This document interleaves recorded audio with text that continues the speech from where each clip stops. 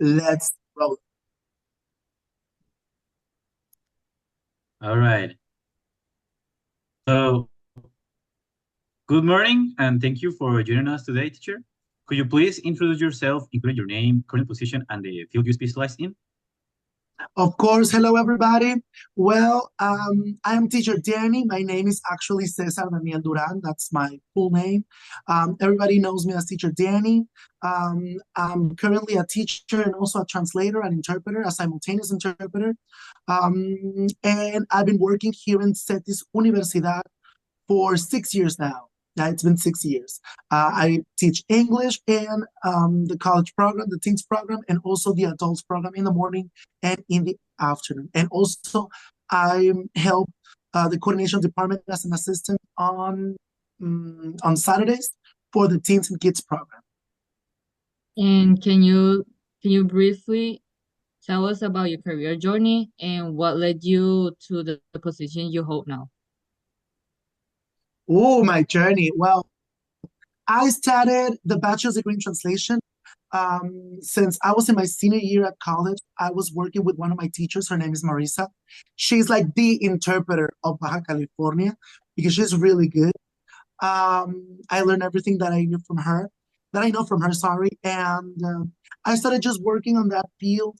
However, at some point, I just found myself unemployed. So I started working at Gameloft. Do you know Gameloft? It's a company that develops Oh, yeah. applications and games for tablets and devices and electronic devices, pretty much. And I was in the customer care area. I was completely out of my league because I've never been in an office, but I liked it because I learned how to correctly write an email. When I was there, I was given the opportunity to teach Italian in Universidad Vizcaya de las Americas for the very first time. And I decided to just take it. I was like, you know what? Because at that time, I was teaching, but only like one-on-one teaching, okay? Like private lessons. I didn't have like a school to go to. I did work in some language centers like Linguatec, but I didn't learn a lot from it. So I started working in Vizcaya as an Italian teacher, only for the first and second level. It was really good, but then I was offered more classes in English, in Italian. So I started developing a career more as a teacher. I never stopped working as an interpreter. I still do it, but that's like my freelance job. And then after being in Vizcaya, I met one of my friends. He's also my teacher. His name is Juan Garcia. If he sees this, hello, Juan. And he told me about the position. There was an open position to work in Cetis Universidad on Saturdays, and I just went for it. I it was really it was really interesting because one of my ex-classmates when I was in college was a coordinator at that point, and she was a recruiter. So she didn't have any I didn't have any sympathy votes. She was asking me questions one after one. She was measuring my level of English. So I like that. I like that I didn't have any sympathy votes. And then I just started working on Saturdays. It was only for one semester. After that, I was offered to also teach in the weekdays, especially in the college program and in the adults program. And now I'm a full worker in Cetis from 9 a.m. to 9 p.m. And that's how it all started. Okay, that's interesting, teacher. But what inspired you to become an English teacher? And what do you enjoy most about this role? Something that there are a lot of things that I like, sorry. One of them is the creativity because each class is an opportunity to be creative and an opportunity to show what elements you have. There's worksheets, of course, there's Google Forms and all these resources that we all use because they're very practical. But you have to find a way to be creative and to just put your own touch on it. And I like that. I like the practicity and the creativity that this job offers. I'm a social person, so I don't mind being surrounded by people. I fool myself with energy with people. And something that I like is that I get to work with different ages, from teenagers, they are 13, 14, 15, 16 years old, to college students, 19, 20, 21. I was that age when I learned English, so I definitely connect a lot with the college students. And the adults, I have to admit, they're my favorite ones because adults, they tend to learn a little bit slower. So I try to be patient and everything goes well because for an adult, it's definitely more challenging. So I don't know, I like the challenges and the creativity aspect of And what are some challenges you have encountered in teaching, particularly in communication, and how have you addressed them? Oh, when I needed to teach kids, because I don't have the training to teach kids. I do have the training for teenagers and adults, but I don't have the training for kids. So being as an assistant on Saturdays in the kids and teens program, whenever there's a teacher that is absent, just unexpectedly, I have to go and sub them. And when I had to do it with the little kids, 7, 8 years old, it's a total challenge for me because it's like I don't know how to deal with them. And surprisingly, I'm not that bad. I find myself like kind of good with kids because I mean I do understand like games, activities, dynamic. So when I was a kid, I am the first grandson in my family. So I was the first cousin. So and the next cousin is we are 6 years apart. So I was pretty much like 11, 12 years old, and all my cousins were 5 or 6 years old, and I was the one playing games with them. So I just remembered I tried to channel myself when I was a kid and putting games to my to my cousins, and that's pretty much what I did. So that's a challenge, but so far I have overcome that challenge successfully. All right, teacher. And could you tell us about a memorable moment in your teaching career that highlights the importance of communication? The importance of, yes, and this is there was beef. I have only had one conflict in my whole journey. I've been teaching for 16 years and only one conflict. That's good. But this guy, I still remember his name. I'm not gonna say his name, but he was a college student, and well, he failed because he had been more absent than present. So that was it. I mean, you failed. But it was only one midterm. It was not a whole level. And this guy just came to me very aggressively and he started yelling at me. It was during break time. So there were not a lot of people in the classroom. So I just was like, you know what? Somebody here needs to be the patient ones. And I was that person. And I was like, you know what? As soon as he started raising his voice, I told him, you know what? I'm going to listen to you. I'm going to take notes. I'm not going to interrupt you, but I need you to calm down and let's talk. Okay. We don't have to fight.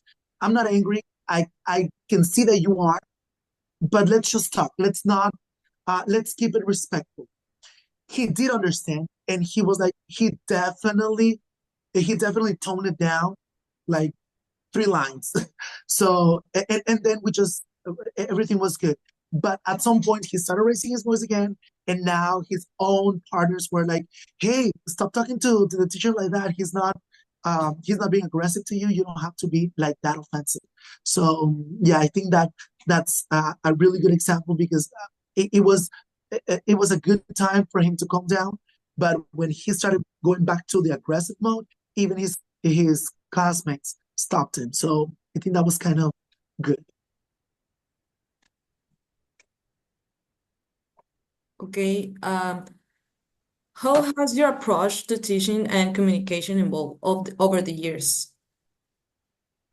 It has evolved a lot. Because at the beginning everything was like, let's be fun and let's just do the instructions and the next, like pretty much full of activities. But then you find out that the way that you transmit those instructions, the way that you transmit those points of view, you have to be very careful with the tone of voice. You have to be sometimes I tend to be very energetic, but sometimes that energy just doesn't align with the group. Maybe the vibe at that moment is not to be energetic. Maybe the moment is a little bit more relaxing. And it's not bad. It's about having different modes, different moods. So something that has evolved in that is the way that I use my words and the way that I approach situations in the groups. The way that I'm with a group, maybe it's not the same way that I am with another group. Because I can now differentiate when a group is being a little bit low key with the attitude because it's been a hard day. Let's be energetic.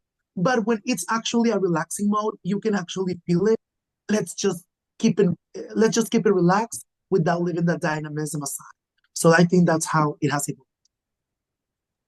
And how important would you say communication skills are in your current role? Oh, they are the most important skills. I've known a lot of teachers, and I'm not trying to discredit anyone, but I do believe that you do have to have vocation, and part of it is your social skills, and part of your social skills is the way that you communicate.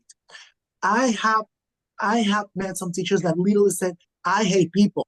I don't like people," and it's okay. I think it's valid. One of my best friends, he hates people. He's a psychologist, so that's why he became a psychologist to just um, to fix people, I guess.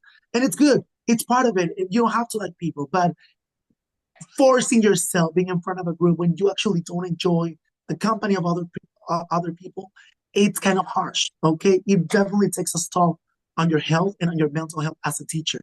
So I think that communication skills not only are important, they are the most relevant part of our jobs. And of course, you need to have other social skills, but that is key because the way that you communicate is the way that you're going to connect to your students. If you don't connect to your students, that's it. You're going to be just a forgotten teacher that everybody was like, you know what? I just want this hour to finish. So definitely, they're very important part of the profession. Okay, teacher. And what do you think are the top communication skills that every professional needs?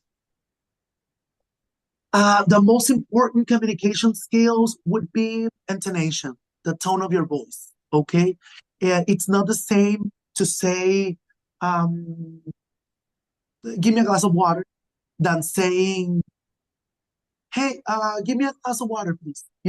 Even with the same words and just with "please" or only those things. I know that it sounds so basic, but sometimes those basic things we just forget them. So.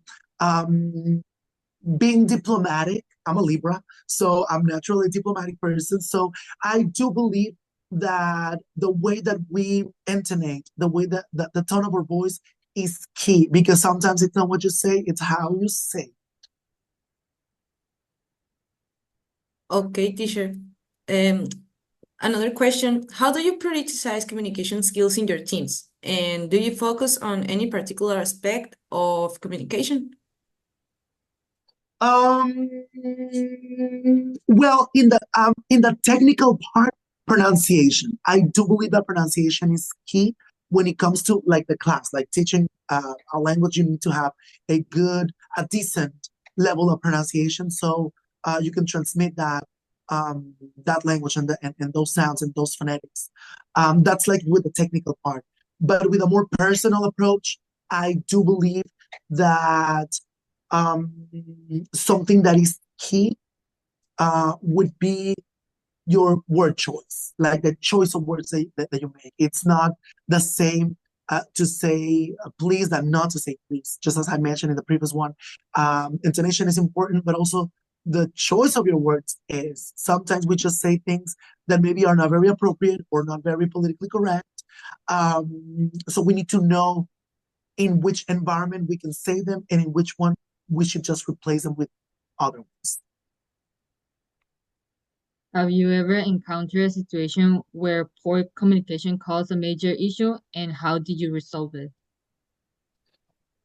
Yes, of course. And it happened to me last week. Oh, but it's actually something very tiny. Okay, we were having this event. It was a job fair, and I was talking to one of my coordinators, and he asked me, "Hey, this student hasn't sent this document because the selected students they needed to have some documents." So he told me, "Hey, he hasn't given me the documents," and I told him, "You know what? I already told him. I already asked him 3 times. Unfortunately, he's kind of a lazy student. Let's face it. So." And we didn't select the students that were going to represent the groups. They were selected internally by other members of, I don't know, of a committee, I guess. And I told him I do not rely a lot on this student particularly because he's kind of lazy normally. But I'm gonna ask him again. And he told me, you know what? Maybe it's the way that we mention things, like the activities. If the teacher is actually not very committed or is not very excited about the activity, maybe the students are not going to be. And I just stopped him right away and I said, well, that's not the case. I interrupted him and he was like, oh, sorry. But it was like, that's not the case because you're having your own conclusions and that's not the conclusion. Okay. I'm excited about this. I have done job fairs in my classroom before. I like this.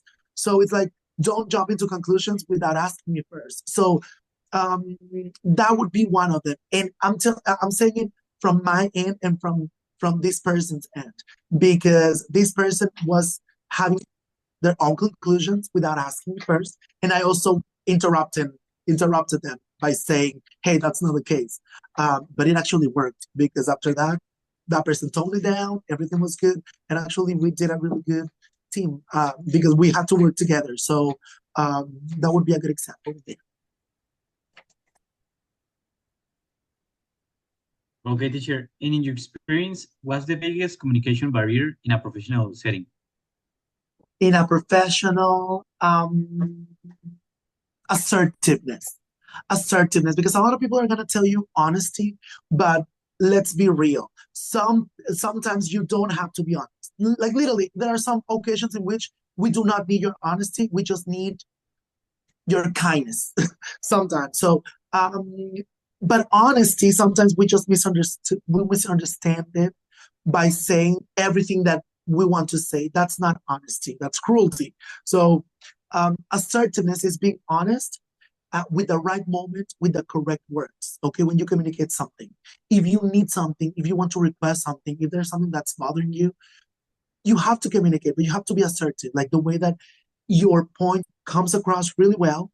The other end definitely understands your point of view, but at the same time, without leaving you as a victim. Like you don't picture yourself as a victim. You say, hey, this is what I need. And you don't have to sound aggressive. So I know that assertiveness sometimes can be taken as something aggressive. No, that would be aggressiveness. We are talking about assertiveness. Be honest and clear about what you need and what you request. That's a good question, teacher. Sorry, a good answer, teacher. The next question is like, how significant is public speaking in your work, and especially when addressing large teams? Oh, it is really important. And I'm going to say volume is key. Okay, when you have someone that speaks like this, it's okay when you are in a very, in a closed place, in a small place, maybe if you have a mic. But if you have a large group, you have 30 students and you have to talk to them or even more, you definitely have to have a good resonance power in that throat because you are going to speak. So that would be one of those things. And also eye contact. Eye contact is so important for you to look at everybody. You have to definitely do this at all moments. So that would be one of the things that I would say. And what challenges do you face when speaking to a large group, and how do you overcome them? The fact that not everybody's going to be paying attention. I mean, you're going to have 40 people in front of you. It's going to be surreal to think that everybody's going to pay 100% attention the whole time. There's going to be like switch on and switch off. What you have to do is be prepared for that. When you know that you're going to be in front of a large group and you really need the message to come across, either if it's a grammar, a topic, even if it's a conference, even if it's a speech in a graduation, you need to have dynamics. You need to have an outline and structure. It's not about, I already know this. You cannot be arrogant. You have to be prepared. Even if you have good speaking skills, you have to be prepared for a large group. And that way you're gonna secure a little bit more that they are paying attention and that your message is coming across. So that's one of the things that I would say. Definitely be prepared. Sorry for the interruption, but we have 1 minute left until the meeting ends. So I will have to end the meeting, and at some point I will resume the meeting again. Okay, teacher? Okay. Excellent. Okay. So I will call you. Okay. Excellent. You're welcome. Okay. We are back. Teacher, Can you share a specific example of a presentation or a speech that went particularly well and why? That went particularly well and why? That I have seen or that I have done. It could be anyone, anybody. It can be anyone. I'm gonna say when I was studying my master's degree, and I never finished it, but I was in my second semester, and we needed to present our projects. I was very nervous because my idea was not as strong as the person that was before me and the person that was after me. I was pretty much in the middle, and both of them they had like the strongest topics, and my topic was not that strong. But I was, you know what? I'm here. I know that I'm in a sandwich, so I'm gonna have to give it my all. That went really well. Everybody liked it. Even me, I have to be honest, I liked it because I saved it. Even though my topic, my idea was not the strongest, I still did it energetically and with my having in mind all of these things like intonation, pronunciation, all that. And they bought it, and I bought it too. So it was good. Okay, how do you manage nervousness and or anxiety before public speaking? Anxiety. Anxiety, yeah, sorry. Anxiety before public speaking. Okay, there are two ways that I use. One of them, fake it. If you are not confident, if at that moment you're not confident, fake it. They don't have to know that you're nervous. Fake it. Just fake it. One another, smile. Smile. Always. Even if it's a nervous smile. Okay. I never say I'm nervous. I never say that. Okay. I prefer to go with a joke or start something with something in which I don't have to do something. For example, if I'm nervous because it's the first day of class and I'm gonna meet my students for the first time, I always start with a dynamic activity. So they have to, so we can break the ice. Instead of me talking, it's like that. Everything just becomes a little bit warmer. So I would say definitely that. And what advice would you give to someone who is new to public speaking? I'm definitely gonna say fake it. Like when it comes to nervousness and to be confident. Like I know that if you like confidence, fake it. But another one is look at your anchor points. What is anchor points? Those points in which you can fix your stare for a few seconds. Like this person is listening to me, this person is listening to me, this also. If you don't like eye contact, look at the wall, okay? But don't look up, don't look down. Just look right in front of you. Even if you're not looking at somebody, look at the wall, okay? And maybe that's gonna help. And another one, whenever you have to present something, don't practice by studying it like this. Practice how you are gonna do it. Like stand up, present, like because at the end of the day, if this was dancing, you're not gonna practice the dance moves in your head. You're gonna actually do the moves. The same happens with public speaking. If you have a speech, practice how you are going to say it. Don't memorize it with a paper. Stand up and practice imagining that you have an audience in front of you. That would be an advice.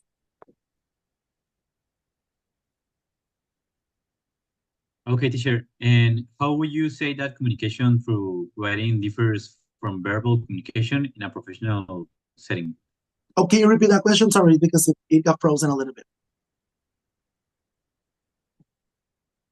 Yeah, don't worry. How will you say that communication through writing differs from verbal communication in a professional setting? In a professional setting, there's definitely team here. There's drama. When it comes to writing, that's why I prefer to send recording audios, because like that, the tone of your voice is gonna define the level of your mood. But when you are writing, even if you're doing professionally, some people might take it the wrong way. Okay, so to be assertive when you write, it's important, but it's a little bit more difficult because you have to know how to write. So so your readers do not feel offended or do not feel like it's an attack or like you want to fight. So the most crucial part is that you don't have intent. Well, you do have a tone when you write. You need to know also your tone when you're writing, the way that you introduce the phrases, the phraseology, the words that you're using, how you start and how you end. You have to use the sandwich technique, saying something positive, what you need, and another positive thing. Sorry, but manipulation techniques, I mean communication techniques, for you to actually be successful when you write something, because it's definitely more dangerous than just speaking. Okay, and what are the most common mistakes people make when writing business emails? The most common mistakes is not being diplomatic. I'm sorry, but you have to. I know that a lot of people like to be straightforward, and when you have been working with the same team and you already know the person, maybe it's not a problem. When you have a new position, or when you are talking, you are in constant contact with people you don't know, you really need to be diplomatic. If not, the workplace can turn into a war zone. You really need to be aware of the tone of your emails, of your WhatsApp messages. And if you have the chance, try to talk to the person directly so you can avoid misunderstandings. And in your opinion, what makes an email stand out and get noticed? An email that, okay, the format, okay, when you have an email that is all cramped, like this I learned from GameLab when I was in my customer care area. So when you have all the information cramped, that's definitely not suitable for an email. You need to separate, even if it's only percentages, you have to separate them. To whom it may correspond. Okay, I hope that this email finds you well, and then what you need. According to what we saw in the training session, I would like to request a presentation. So for further notice, blah blah. Okay, I rest on your contact. So everything that you are going to say, you have to separate it, because when you have an email that is structured correctly, it definitely stands out. It feels more professional than just have everything cramped. All right, teacher. And let me ask you, how do you ensure that your writing communications are clear and easily understood? By following what I learned in my customer service position, because I was there for 3 years. So definitely, it's not when you want to request something and you request it the right way, you don't even have to go into conflict or anything. You just get the answer. Of course, we're gonna send it. Okay.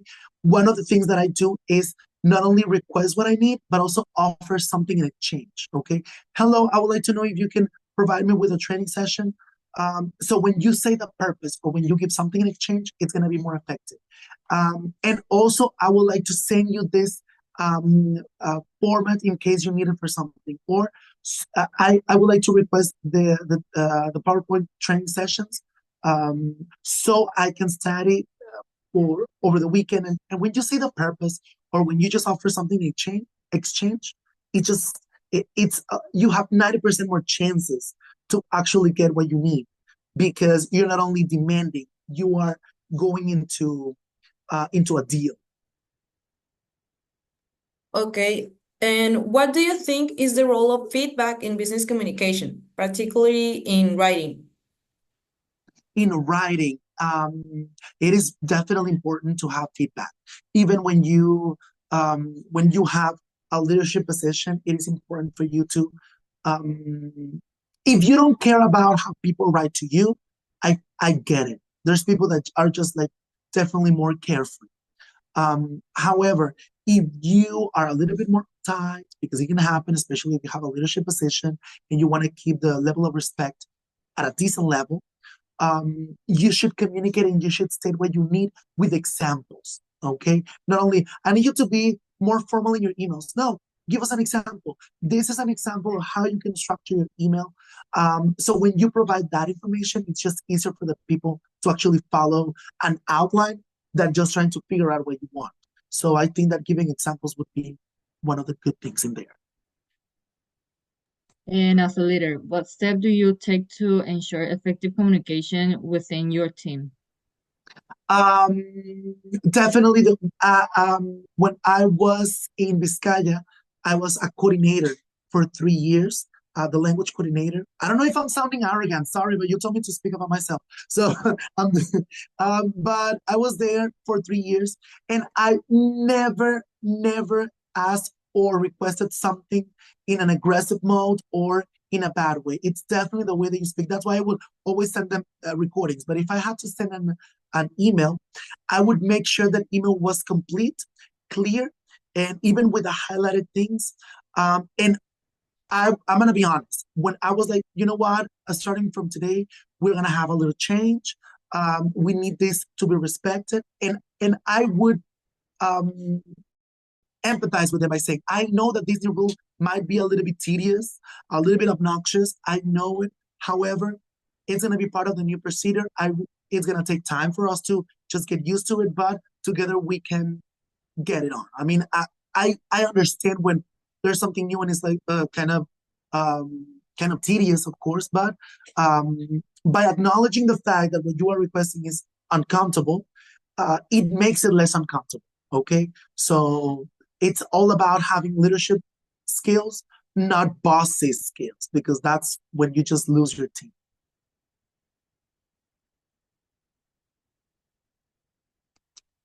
All right, teacher. And what roles does transparency play in building trust within teams? I think that it definitely makes the difference for people to respect you or not to respect you, or to just, oh, okay, he's crazy. When I was working as a coordinator, I would tell them, you know what, starting from now on, we need to sign, we need to check in and check out after each class. I know that it's like frustrating. However, this is something that we have been requested, not only me, but all the departments and all coordinations. So I would be transparent with that. Like, it's not about blaming on somebody else, but just how the information flowed. This is a new thing that is going to happen to everybody. Don't think that it's just me trying to be uptight to you or be strict. No, everybody's going to follow. We're trying to build a different culture here. So I would be definitely transparency. And also, we are human beings. I did mistakes. Like, you know what? Sorry, but I sent the payment sheet incorrectly. Okay, I need you to please just wait for me one more week, and you're gonna get your payment. I'm sorry, that was my mistake. And the teachers that were working with me, they would always be like, you know what? It's okay. Something that happened, because they knew that it was not a habit. It was literally just a mistake. And since I didn't lie to them, they definitely respected me, and also I respected them because the respect was mutual. Okay, so how do you handle difficult conversations, specifically with underperforming teams members? Oh, if we have to talk about it, if the communication started without me being the one taking the initiative, I just listen to that. I listen, and I'm gonna speak at the end. I'm a Libra, so I can take different points of view and balance everything. So it's like, I understand everybody's points, and I think this would be like the baseline in which we can align and balance. If I'm the one that needs to take the initiative, I try to do it in a very private mode. Okay, hey Abner, what's up? Now that we're in the office, I would like to tell you something. The other day, this situation happened, and it definitely made things a little bit uncomfortable and a little bit awkward. I don't know if you were having a bad moment, but it would be nice if we try to avoid those things. So when you do that with a correct tone of voice and without humiliating the person in front of everybody, because I hate that, definitely not. You have to do it like just to the person, being assertive, and also know, like, you know what, my objective is not to give you a hard time. My objective is actually to avoid these type of situations. Today was you, tomorrow it could be me. So let's just work it out. So that would be how I approach them, by being honest, but without being aggressive, and just talk to the person, not in front of everybody else. Okay, teacher. And what communication skills do you look for in candidates during job interviews?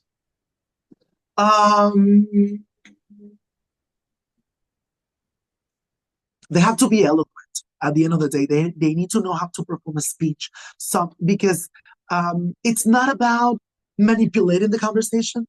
but it's about how having resources of vocabulary, of phrases for you to actually know when to level up your register or level it down. What is register? The level of formality.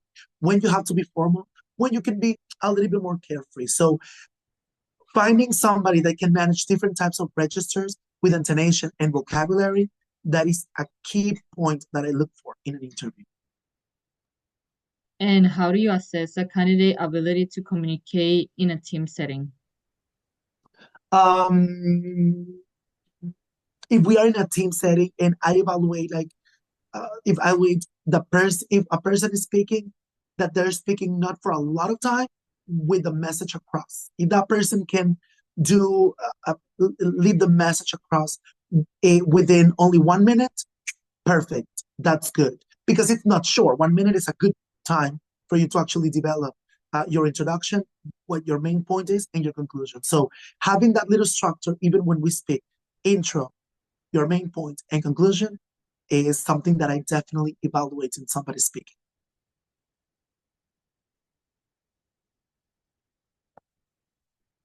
Okay, so what advice would you give to someone preparing for a job interview?